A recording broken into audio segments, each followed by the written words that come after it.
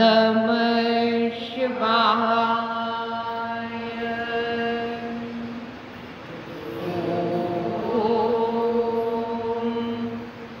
नमः शिवाय। श्री सद्गुरुनाथ महाराज की जय। सदा चला हो सर्व मिळूनी, सदा चला हो सर्व मिळूनी, पंढरी गावाचा तेथे विठू सखा पाहू, पंढरी गावा जाऊ, तेथे विठू सखा पाहू, डागात लावो डागात लावो सर्व मिळूनी, पंढरी गावाचा तेथे विठू सखा पाहू, पंढरी गावा जाऊ, तेथे विठू सखा पाहू, तेथे विठू सखा पाहू, तुळशी महाराज देवाला वाळू, तेथे विठू सखा पाहू, तुळशी महाराज देवाला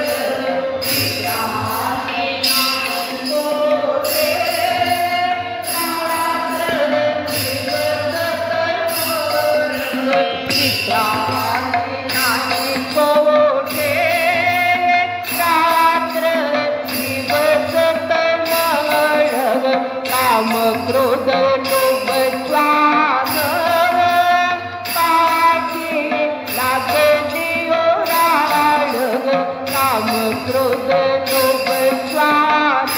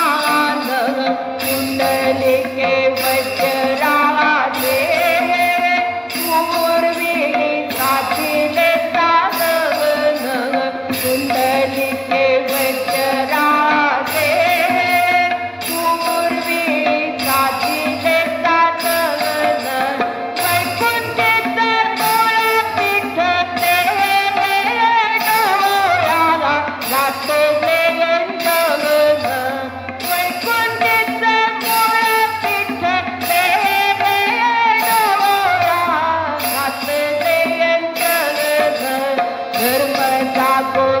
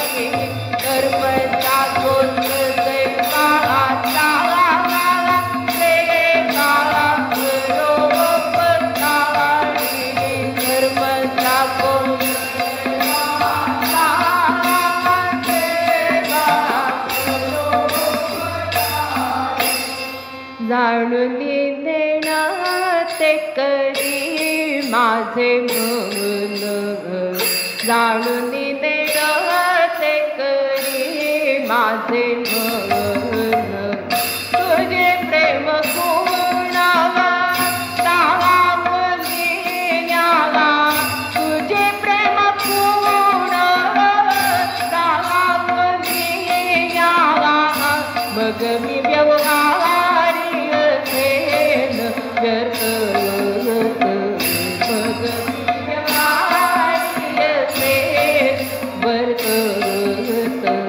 देवी जळा आवात पवत्न पत्र, देवी जळा आवात पवत्न पत्र, ऐकोनी ना ऐकेतीला स्तुती गावानी, ऐकोनी ना ऐकेतीला स्तुती गावानी, जैसा का उन्मनी योगे राज, जैसा का उन्मनी योगे राज, देखो न देखे प्रपंच वा दृष्टी, देखो न देखे प्रपंच दृष्टी, स्वप्नेची या सृष्टी केलेल्या देवी,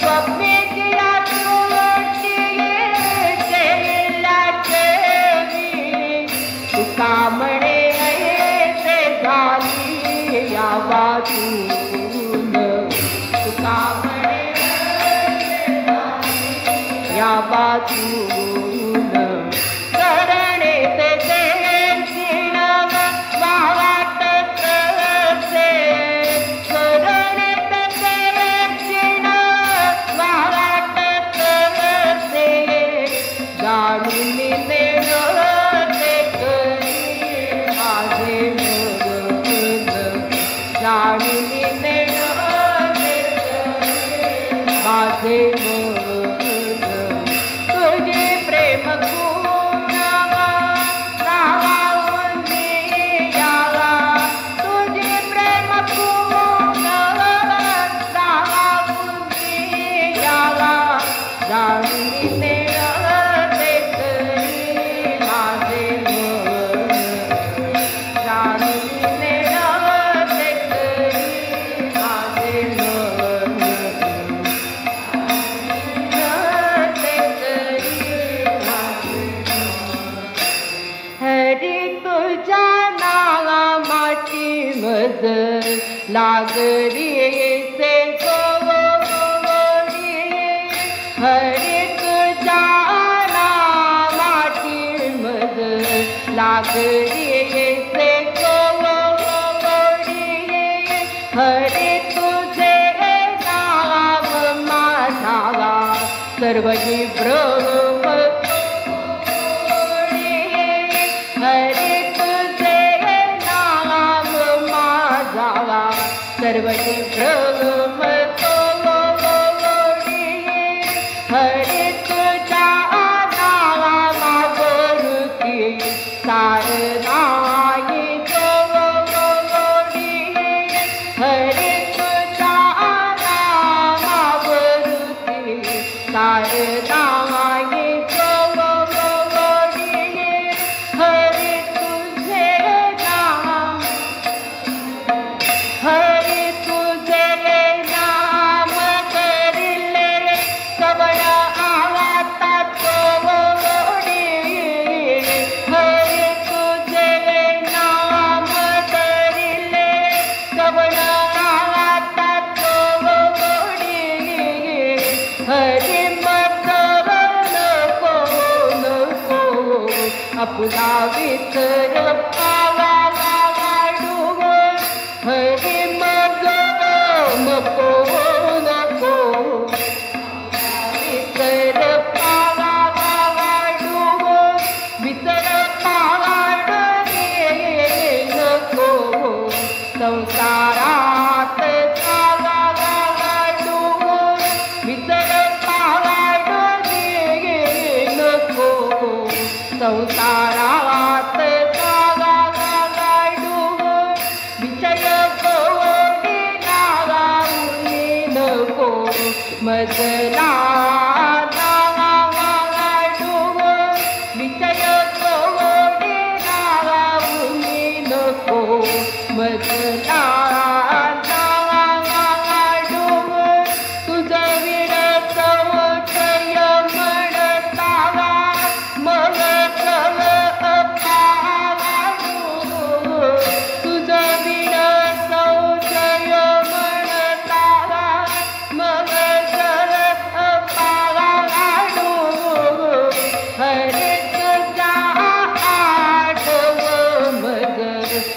करून जावा हरी तुझा आठव मग तुझे करून जावा तुझी माया जवळ तू उभो दे जावा तुझी माया जवळ तू रोले जावा तुझे माया तुझी आवरोनी जावा तुझे माया तुझी आवरोनी जावा नाना चावात नाटो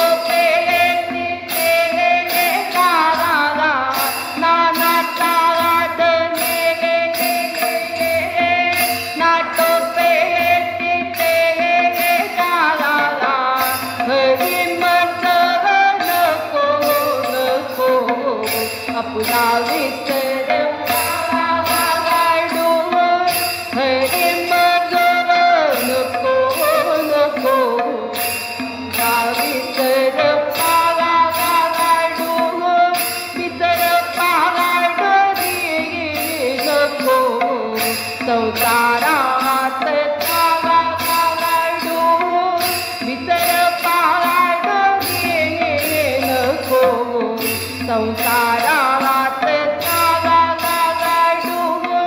विषय कोणी लावून नको मजला वाडू विषय कोणी लावून नको मजला वाडू तुझं वीर समुदय म्हणता मग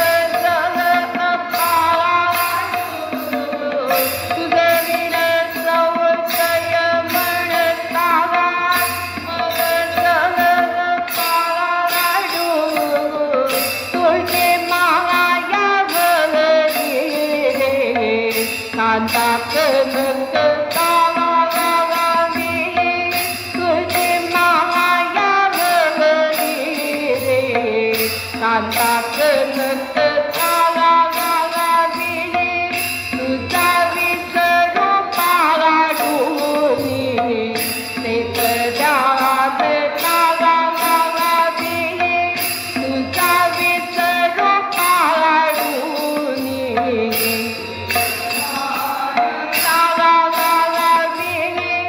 तेरे जावाने गा जगाती बाबा गावी तेरे जावाने गा जगाती बाबा गावी स्वामी तुझं विडे तिजव कोडे निवारा गावी स्वामी तुझं विडे तिजव कोडे निवारा गावी हरी मजव नको नको आपला विसर वाडू हरी मजव नको नको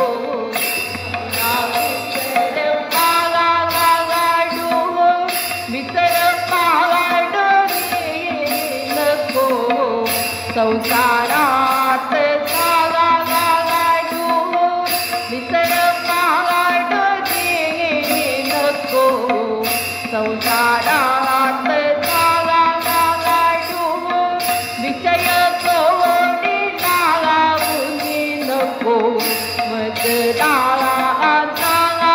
वाडू विषय कोणी लावून नको मजला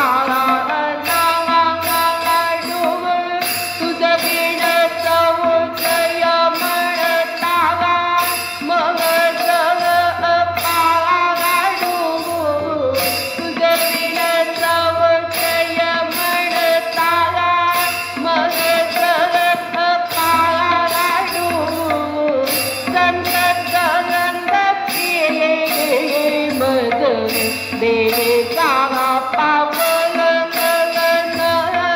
संत मग देवाचा पावन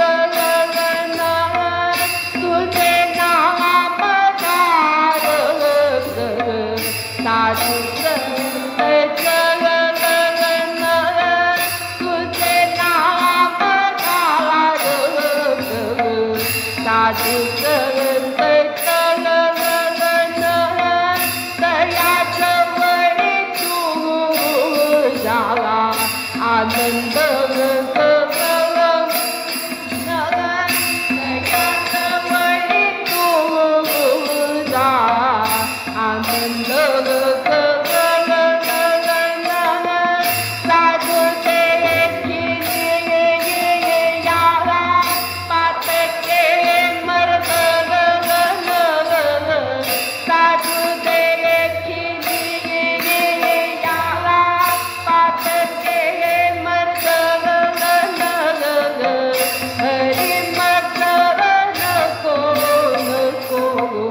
अपना विसर पाला लाडू हरी नको नको अपना विसर पाला लाडू विसर पाला नको संसारात झाला लाडू विसर पाला नको संसारात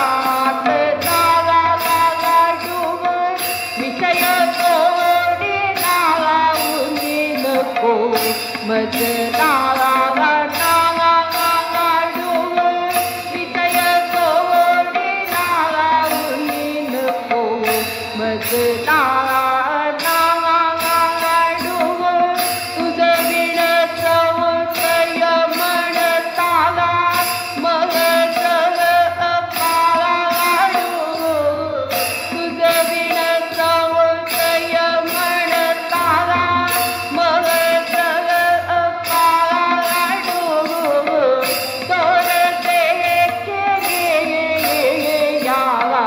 सर्प बघय लागा गेले दोर या सर्प बघय लागा गेले स्वप्ने बंद जागृती लागा गेले स्वप्ने बंद जागृती हरे तुझा आठवगा ऐका होत आला गेले हरे तुझा आठवगा होत आला गेले रमा बल्लभ गागात हृदयागात गेले रमा बल्लभ गागात हृदयागात गेले हरी मजर नको अपना विसर पाला लाडू हरी मजर नको नको अपना विसर पाला लाडू विसर पाला नको संसारात झाला लाडू विसर पाला नको संसारात झाला लाडू विषय गोडी नको मज लाडू विषय गोडी नको मज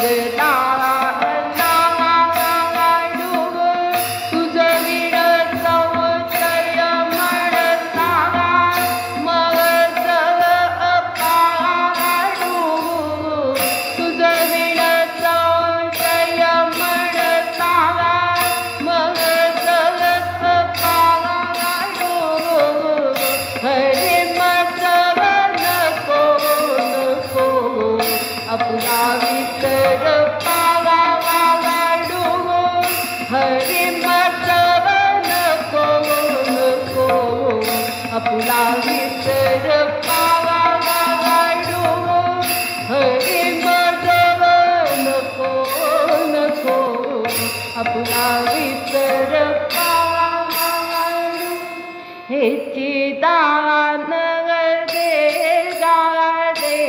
बाबा तुझा विसर न बाबा तुझा विसर न बाबा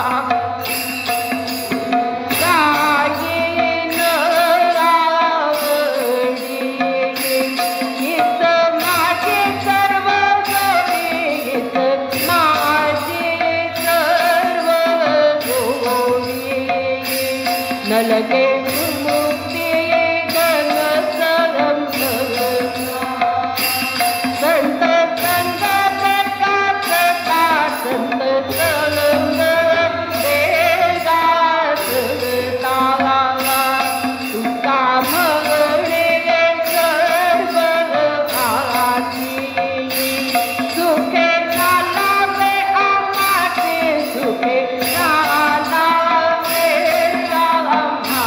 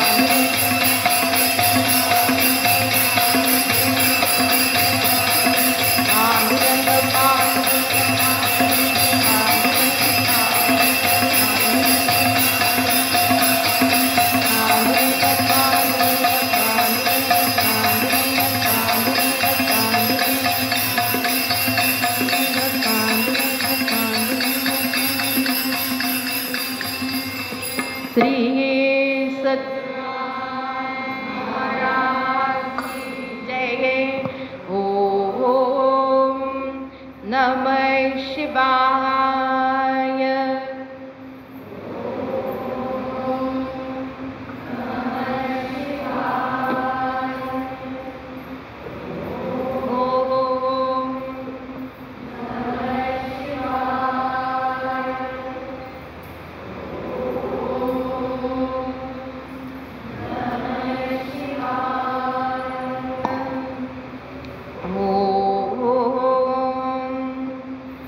नमः शिवाय। ओम नमः शिवाय। ओम नमः शिवाय। श्री सद्गुरुनाथ महाराज की जय। आता दुपारी आपण बघितलं की नित्यनेमाचा फायदा काय, हो की नाही? पण नित्यनेमाचा फायदा आपल्याला वाटतं की संसारातील त्रुटी आपण काय ज्या आहेत त्या मागायच्या, त्या सांगायच्या आणि त्या पुरवायचं काम हे देवाचं हा नित्यनेमाचा फायदा. की मी येत होतो की नाही भजनाला, मग माझ्या सगळ्या अडचणी डील म्हणजे डील, तर तो आपल्याला वाटतो. तर आत्ताचं भजन जे होतं ना, हरी तुझ्या नामाची मज लागरीसे गोडी, तर आपल्याला मागायचं काय आहे सांगू? हरी मज नको नको आपुला विसर पावाडू, विसर पावाडू नको संसारात धावाडू, विषय गोड लावून नको मजला नाडू. हे मागायचे. नित्यनेम करून काय मागायचे त्याचं उत्तर आत्ता होतं. आणि शेवटचं पण भजन हेची दान देगा देवा, हो की नाही? आपल्याला वाटतं की छे असं काही नाही, असं म्हणून नुसतं कसं चालेल, त्यांना सांगावं लागतं असं आपल्याला वाटतं. तर जनरली आपण बघा 99.99% क्षुल्लक गोष्टी संसारातल्या देवाजवळ मागतो, हो की नाही? की अमुक दे. आता क्षुल्लक हे का म्हणतोय? की देवाच्या नामाच्या प्रेमाने जो काही लाभ मिळणार आहे ना, तो मला मूल होऊ दयाने नाही मिळणार. ते झालेलं मूल उद्या परदेशात सोडून जातं ना, मग ते सुख टिकलं का तुमचं? मग देवाच्या नामाचं प्रेम जे अखंड टिकणार आहे, तर त्या प्रेम मागितल्याने काय होतं तो आजचा टॉपिक आहे बरं का. आता निष्काम भक्ती हे पुस्तक मी वाचत होते मध्यंतरी. निष्काम प्रेम असं त्या पुस्तकाचं नाव होतं, हिंदी पुस्तक आहे. तर त्या पुस्तकात काय म्हटलंय माहिती आहे? की सकाम भक्तीने देवाकडे जो जातो ना, म्हणजे काय की मला हे द्या, हे द्या, हे द्या, हे द्या, हे द्या, म्हणजे हैद्या होऊन जातो आपला, की हे द्या, हे द्या, हे द्या, हे द्या. अशा सकाम भक्तीने जो देवाकडे जातो त्याला काय म्हणले माहिती आहे? की व्यापारी म्हणजे बिझनेसमन. मी आत्ता एक शब्द वापरला ना की डील, गिव्ह अँड टेक, की मी भजनाला आलो तर तू हे करायलाच पाहिजे, आणि तू केलं नाहीस तर मी म्हणणार की परमपूज्य आईंकडे काही पॉवर नाही आहे, स्वामी समर्थांकडे आहे. कोइन्सिडेंटली कावळा बसायला आणि फांदी तुटायला असं होतं की परमपूज्य आईंच्या ह्याच्यात काही अर्थ नाही म्हणून स्विच करून स्वामी समर्थांकडे जातो, आणि प्रारब्धाचे भोग संपत असल्यामुळे कावळा बसला आणि फांदी तुटली, म्हणजे काय की अनुभव येतो. आणि आपल्याला वाटतं की कलावती आईंकडे पॉवर कमी होती वाटतं स्वामी समर्थांपेक्षा, असं होतं. तर ते बिझनेस, ज्याला बिझनेसमन म्हणतायत. तर आपल्याला एक स्मार्ट भक्ती असं आपण दरवर्षी लिहितोय बघा की स्मार्ट भक्ती, स्मार्ट भक्ती. ह्याच्यातली स्मार्ट भक्ती काय आहे, आणि मी पण केली आहे ती माहिती आहे? की निष्काम भक्तीने देव खुश होत असेल तर आपण काहीतरी फालतू मागून त्याला नाराज करून परत पाठवायचंच कशाला, मी म्हणते. त्याला जर काहीही न मागता तो आपल्याला देत असेल तर त्याला नाराज करून परत पाठवण्यात आपलं काय फायद्याचे डील आहे बरं? ह्याला मी स्मार्ट भक्ती असं म्हणते. आणि ती स्मार्ट भक्ती एका गोष्टीवरनं आपण पाहूया. ईश्वरदास म्हणून एक साधू पुरुष होऊन गेले.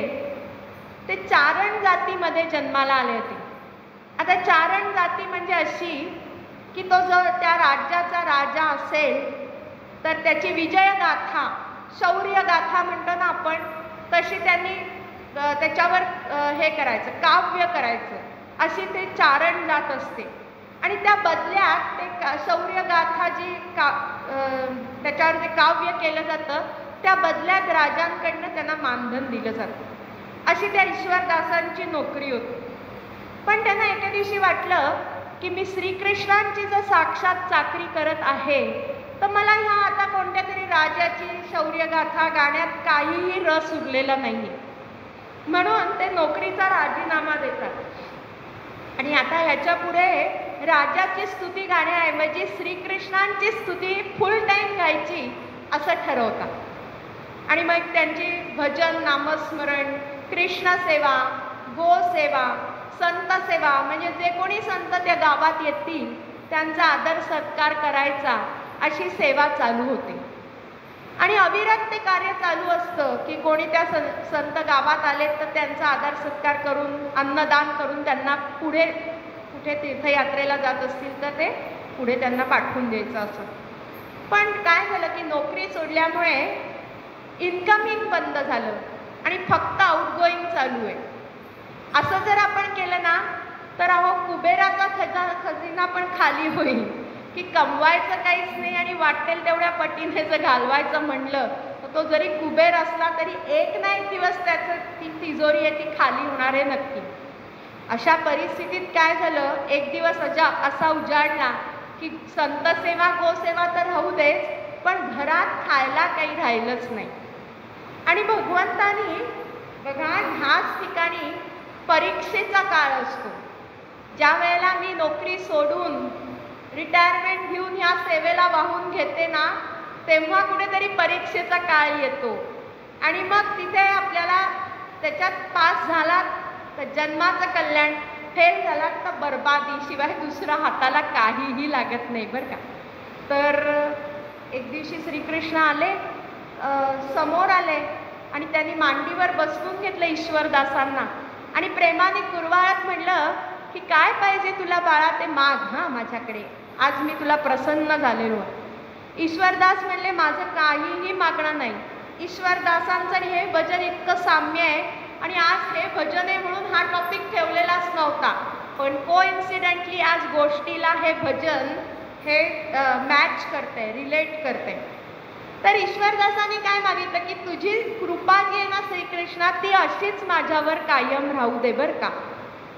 तरी सुद्धा कृष्ण काय परीक्षेची घडी आलेली ना तर श्रीकृष्ण रोज यायचे आणि त्यांना सांगायचे की अरे काहीतरी माग रे, काहीतरी दिल्याशिवाय मला काही चैन पडत नाही माझ्या भक्ताला.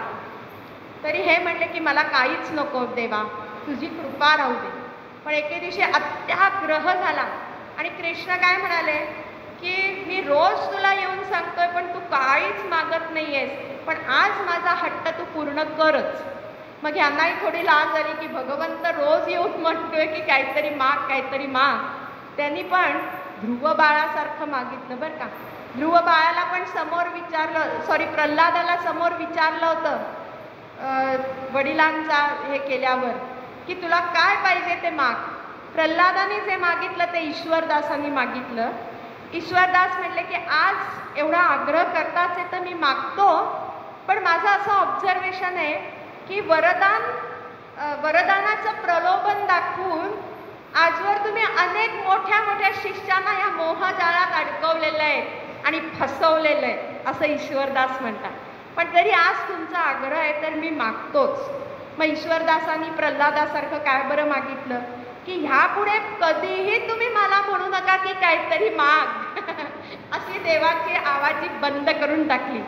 देव पण जरा अचंबित झाले की कसला हा शिष्य माझा काहीच मागायला, आता माझी आवाजी बंद करण्याचं वरदान यांनी मागितलं, आता मी रोज येऊन ह्याची परीक्षा घेऊ तरी कशी, आता तथास्तु तर म्हणायलाच पाहिजे. मग श्रीकृष्ण म्हणतात की विभीषणाला लंकेचं राज्य दिलं, सुदामाला प्रतिद्वारका दिली, एवढ्या मोठ्या मोठ्या ह्यांना मी मोठी मोठी दिली आणि तू काय त्याच्यापुढे काहीच माझ्याशी मागत नाही आहेस. तर ते म्हणतात की अहो तुम्ही द्वारकाधीश आहात, साक्षात वैकुंठाधिपती आहात. ब्रह्मदेव आणि महादेव किंवा लक्ष्मी तुमच्या पुढे काय म्हणतो की तुम्हाला पूज्य मानत आहेत. असं असून सुद्धा, एवढे तुमचं कॅलिबर असून सुद्धा तुम्ही रोज माझ्यासारख्या दरिद्राच्या घरात येताय की म्हटल्यावर मग कृष्ण म्हणतात काय बोलत नाहीत. मग त्याच्यावर ईश्वरदास म्हणतात की मला एका प्रश्नाचं उत्तर द्या तर मग मी दुसरं काहीतरी मागेन. मग कृष्ण म्हणतात काय बरं. तर ते म्हणतात की तुम्ही एवढे वैकुंठाधिपती असून माझ्या घरी येऊन मला मांडीवर काय बसवून घेताय, माझे लाड काय पुरवताय, पण समजा मी काहीतरी आज मागितलं तर उद्यापासून तुम्ही याल का. हा प्रश्न विचारल्यावर श्रीकृष्ण एकदम मौन धरतात. मग म्हणतात बोला बोला आता का बरं गप्प बसलात. म्हणल्यावर कृष्ण म्हणतात की तुला जे काय हवं ते दिल्यावर माझी सुट्टी झाली की मग मी तुझ्याकडे रोज कशाला येईल. हां, मग तुमची सुट्टी मला करायची नसल्यामुळे, मला तुम्ही रोज माझ्याजवळ हवे असल्यामुळे म्हणूनच मी तुमच्याकडे काहीही मागत नाही. झाली परीक्षेत पास, अजून थोडी 50% परीक्षा राहिली होती. मग सुदामजींसारखा दिवस आला त्यांच्याकडे, काय की खायला एक वेळचं पण अन्न नाही. आणि एके दिवशी तपश्चर्या त्यांचं ध्यान धारणा भजन करताना काहीतरी एक डिस्टर्बन्स म्हणतो ना आपण, तसं मुलांचं रडणं कानावर ऐकू आलं. ते बायकोला म्हणले की काय ग, बराच वेळ झाला माझं काही लक्ष आज नामस्मरणात लागत नाहीये, मुलं का बरं एवढी रडत आहे. तर बायको म्हणते अहो न रडतील तर काय, 3 दिवस त्यांनी अन्नाचा कण त्यांच्या पोटात गेलेला नाहीये. मग ईश्वरदास काय म्हणतात की गंमत करे, थोडी पातेलं गॅसवर ठेव चुलीवर आणि त्याच्यात उलटण्याने आवाज करायला घे, म्हणजे मुलांना काय वाटेल की काहीतरी बनत आहे घरी आणि ते बनत आहे ह्या जाणीवेनेच थोडं रिलॅक्स होतील. म्हणजे जे रडतायत ना ते थांबतील आणि मला ध्यानधारणा करायला बरं पडेल. ती म्हणजे काय बाप आहात तुम्ही, मुलं इथे रडतात आणि तुम्ही मला नाटक करायला सांगता का, तर तुमची ध्यानधारणा भंग होऊ नये म्हणून. तर त्याच्यावर ते बायकोला काय म्हणतात की मी ह्या शुल्लक म्हणजे मला खायला दे या शुल्लक इच्छेसाठी मी अजिबात त्याला हाक मारणार नाही म्हणे. म्हणजे आता काय करावं बाई तुमचं, म्हणून ती पण आपलं नाटक करू लागते. आणि मग मुलांना हे काय सांगतात की आई तिथे स्वयंपाक बनवतेच आहे, आपण कृष्ण नामाचा जयघोष करू. श्री कृष्ण गोविंद हरे मुरारे हे नाथ नारायण वासुदेव असा जयघोष चालू करतात. आणि मात्र श्रीकृष्ण हरतात त्यांच्या पुढे सपशेल शरण की ईश्वरदासा मी तुलाच शरण आलो होता, मी परीक्षा बघायला गेलो तर तू माझी आता एवढी अंत बघितलेला आहेस की आता मी तुला प्रसन्न झालेलो आहे आणि मी हरलेलो आहे तुझ्या पुढे. असं म्हणून श्रीकृष्ण अवतरतात आणि करतात काय की स्वयंपाकघरात जाऊन खिचडी तयार करतात आहो आणि तिथल्या लेकरांना खाऊ घालतात. आणि ईश्वरदासांना म्हणतात की आता तुझं वजन आणि ध्यान धारणा बाजूला ठेवून मी केलेली खिचडी खाशील की नाही. असं करून त्यांनाही ती खिचडी भरवतात आणि आशीर्वाद तेव्हापासून काय मिळतो, ती खिचडी श्रीकृष्णाने किचन म्हणजे स्वयंपाकघरात तयार केल्यापासून परत कशाचीही उणीव राहत नाही, कशाचीही. मग कोणतं डील फायद्याचं आहे, सारखी त्याला कटकट कटकट करणं, हे द्या ते द्या, हे फायद्याचं आहे. एक दिवशी तो ठरवतो, कान बंद करून घेतो, आला हा इरिटेटिंग बघतं. शेजारचा बघा सारखा साखर द्या काकू, पीठ द्या, मीठ द्या, चहा द्या, सारखा आला आणि कॅमेऱ्यातनं बघितलं आता आला का मनुष्य. आपण वैतागतो ना, तसा तो भगवंत वैतागतो की शनिवारी आला का आता डोळे मिटूनच घेऊ म्हणून मारुतीराया पण ठरवतो की ह्याचं काही आता ऐकायचं नाही, ह्याचं काही लिस्ट संपेच ना. पण ती मग देवानी पाठ फिरवणं आपल्याला पाहिजे की देवानी मांडीवर घेऊन कुरवाळलं पाहिजे. Choice is yours. पण आपला श्रद्धेचा अभाव असल्यामुळे काय होतं की आपल्याला बघा हरिमंदिरात आपण वर्गणी जमवत नाही, जे काही स्वेच्छेने देतो, पण त्या शाखा प्रमुख तुम्हाला नाही म्हणत आहे, त्या शाखा प्रमुख किंवा तिथल्या लोकांना सारखी भयभीती असते, पुरेल का नाही, पुरेल का नाही. बाई मंडपाचा, पुण्यासारख्या ठिकाणी मंडपाचा खर्च 50,000. आम्ही तिथेच खलास होतो, पण आम्हाला माहिती असतं की कुठून ना कुठून तरी सोय ही होणारच. आणि पुरेल का नाही, पुरेल का नाही ही भयभीती गेल्याशिवाय श्रीकृष्ण प्रसन्न होत नाहीत. ह्या गोष्टीवरनं शिकायचंय आपल्याला.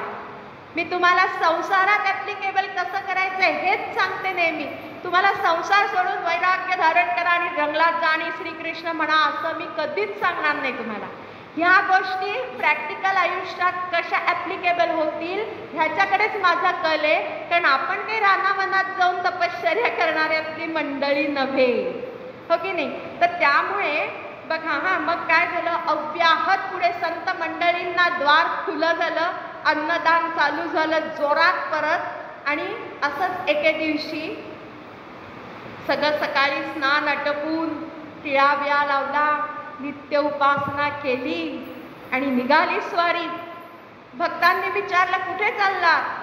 घोड्याला म्हणले पाठीवर थपटून चल वैकुंठाला जायचंय म्हणून. एक दिवस उजाडला आणि भक्तांना सांगितलं की मी वैकुंठाला जात आहे श्रीकृष्णांकडे. आणि सदैव घोड्यासकट वैकुंठाला गेले. घोड्यासकट. घोड्याचं भाग्य काय की पशुयोनी असून सुद्धा उद्धरून गेला तो घोडा. आपण मनुष्य देह असून उद्धरून जायला तयारच नाही होत त्या. हा चान्स सोडू बघतोय बघा, शेवटचा चान्स आहे हा. बघा तुम्हाला काय करायचं. तर म्हणून आपण सत्संगतीचा महिमा म्हणून घोडा उद्धरून गेला. सत्संगतीचा महिमा पण नरदेह काही उद्धरून आपण जाऊ शकत नाहीये. म्हणून संतांची कास धरा, भजनाची कास धरा. आणि म्हणजे काय होईल की काही न मागता सगळं समोर येईल, दुःखाला जागाच राहणार नाही आणि कशाचीही कमतरता न पडता आनंदी आनंद होईल. म्हणून देवाकडे काय बघूया, हेची दान देगा देवा, तुझा विसर न बाबा, तुझा विसर न बाबा, नलगे मुक्ती धन संपदा, संत संग देगा सदा, संत संग देगा सदा, जय जय पांडुरंग हरी. त्यामुळे सगळ्यांनी उद्यापासून तरी निश्चय करा. पाऊस पडला का हो दुपारच्या भजनात आणि रात्रीच्या? मग का बरं आला नाहीत तुम्ही? कळवलत का सगळ्यांना?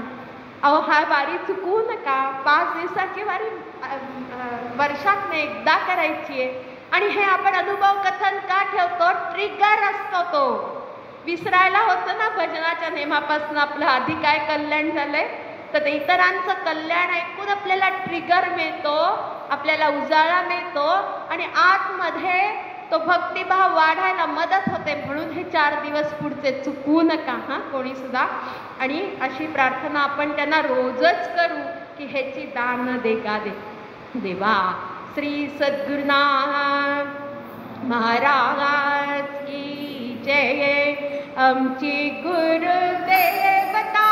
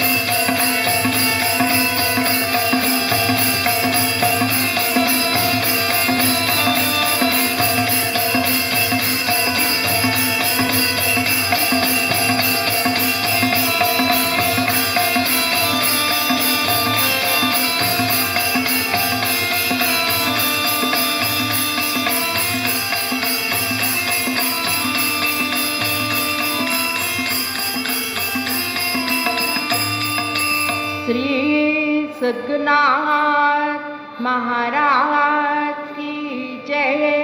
उठा उठाव साधक साधक